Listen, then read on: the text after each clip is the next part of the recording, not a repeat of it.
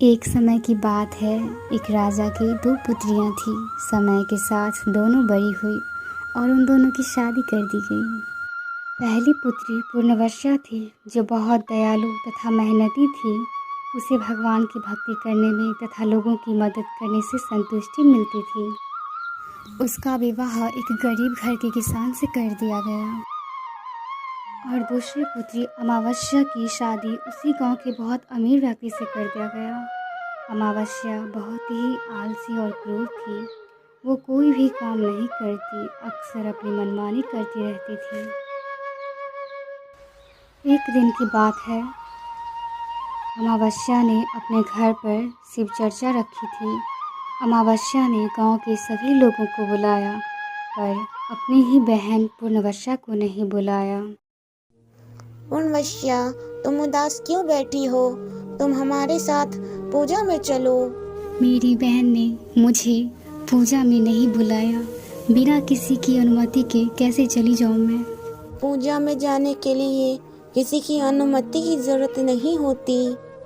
फिर पूर्णमस्या उनकी बातें मानकर पूजा में चली जाती है। पूर्णमस्या, तू क्यों आ गई यहाँ? मैंने तुझे नहीं बुलाया, फिर कैसे आ गई? अगर तुम्हारे जैसे गरीब मेरी पूजा में आएंगे तो मेरी पूजा का अपमानित हो जाएगा। तू इसी वक्त निकल जा मेरे घर से। बहन, कम से कम मुझे भगवान का प्रसाद दे दो, मैं चली जाती हूँ। नहीं नहीं, तुझे भगवान का कोई प्रसाद नहीं मिलेगा, चली जा यहाँ से।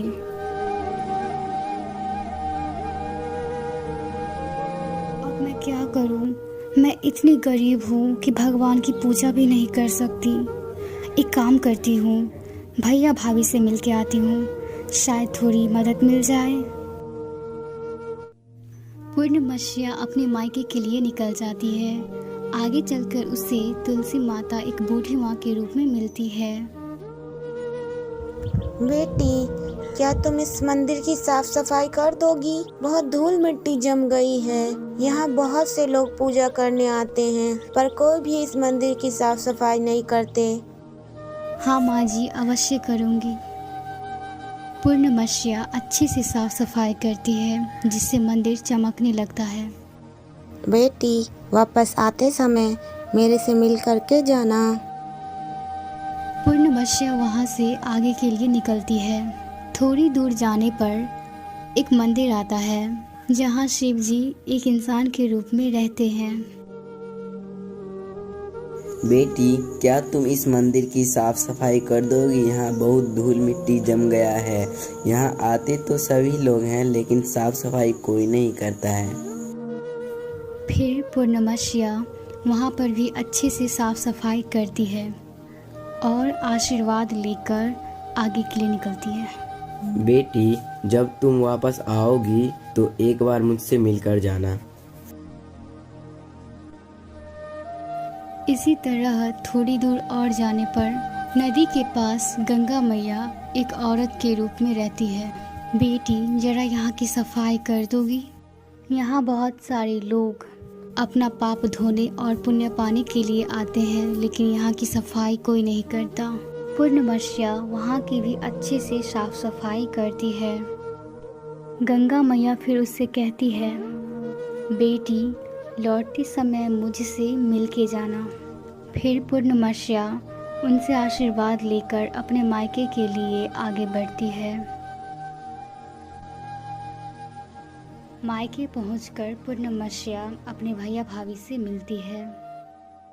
भाभी, मेरी स्थिति बहुत खराब है, मैं आपसे मदद मांगने आई हूँ। भैया और भाभी से मिलकर पूर्णमस्या अपनी सारी बातें बताती है। फिर उसकी भाभी कहती है, पूर्णवश्या, तुम चिंता मत करो, सब ठीक हो जाएगा। आओ, अब थोड़ा आराम कर लो। पूर्णमस्या वहाँ पर कुछ दिन रहकर अपने भैया भाभी की बहुत सेवा करती है। जब वह लौटने लगती है तो उसके भैया और भाभी उसे बहुत सारा उपहार देते हैं। आ गई बेटी, ये लो तुम्हारे लिए मेरी तरफ से एक उपहार, इसे अपने घर पे जाकर ही खोलना। पूर्णमस्या गंगा मैया से उपहार लेकर आगे बढ़ती है। आ गई बेटी, ये लो मेरे तरफ से उपहार, इसे घर पे जाके खोलना। वहाँ से उपहार लेकर पूर्णवश्या आगे निकलती है। यह उपहार ले लो बेटी, इसे घर जाकर ही खोलना। सारा उपहार लेकर पूर्णवश्या अपने घर जाती है।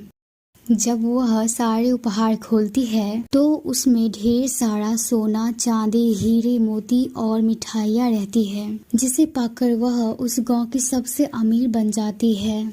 और फिर वह बड़ी धूमधाम से अपने घर पर शिव चर्चा करवाती है और गांव के सारे लोगों को बुलाती है। अमावस्या को भी बुलाती है। पूर्णवश्या को देखकर अमावस्या कहती है, पूर्णवश्या, तू इतनी अमीर कैसे हो गई?